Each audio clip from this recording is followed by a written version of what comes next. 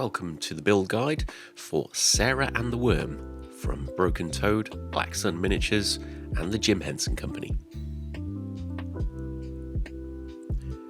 Now, Sarah and the Worm is probably one of the simplest models in the Kickstarter, full of fantastic details. However, it does contain one of the smallest parts in the entire Kickstarter. So the main pieces you get, obviously, are a plinth, Sarah herself, the brick wall, and you get the worm, which comes in two parts, and the mossy eyes. Now, you can attach Sarah in a variety of ways.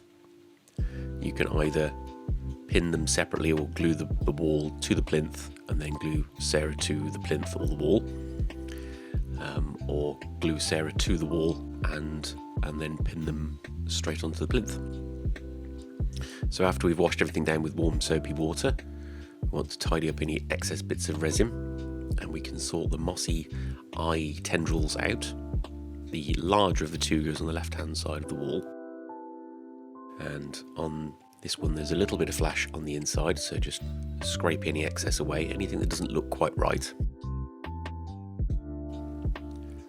And same with the smaller piece. And the shape on the back of the eyes, you can see how they fit onto the wall.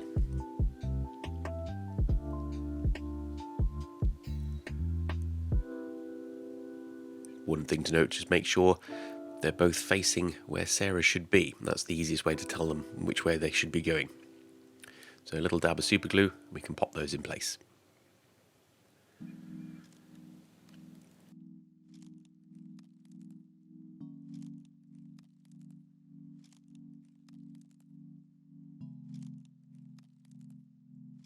As always, please make sure you're careful when using a scalpel.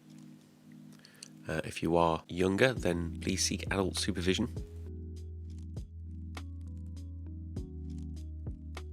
For Sarah's hand, there is a slight resin gate next to the square locating peg on her hand, so just be careful trimming that off.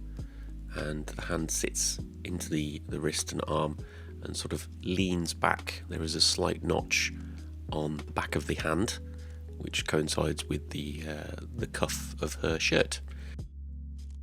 So once you've popped it in and given it a test fit, as always, we must test fit everything. Once that's done, give it a little bit of glue, and then you can see it sort of leans back and rests on the cuff.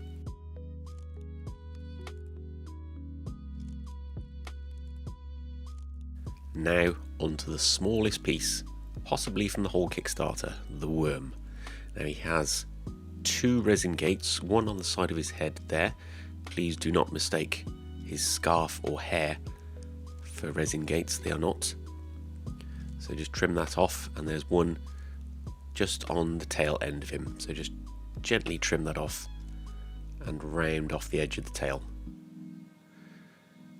And be very, very careful, he is easy to drop.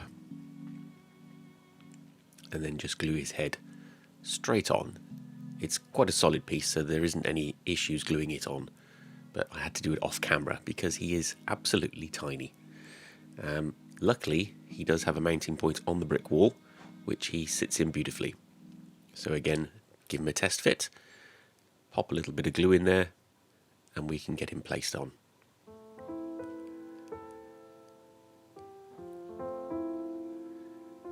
If you need to use tweezers to locate him, I used the back side of a knife, so just to press him down, and there he is. Now Sarah can be glued on like this, or pinned to the wall, or both wall and Sarah can be separate and pinned to the plinth, however you decide to do it. I decided to glue the wall to Sarah and then drill straight into the bottom and connect her to the plinth. There is a little peg on her elbow as well, and we'll just need to scrape that off. Please always scrape away from yourself rather than what I'm doing there as well.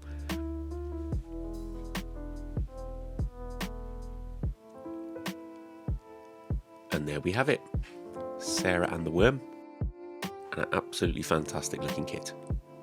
So I hope this has been useful to everybody, and that you continue watching our build guides from BrokenToad, Blacksun Miniatures, and the Jim Henson Company. Thanks very much. Bye bye.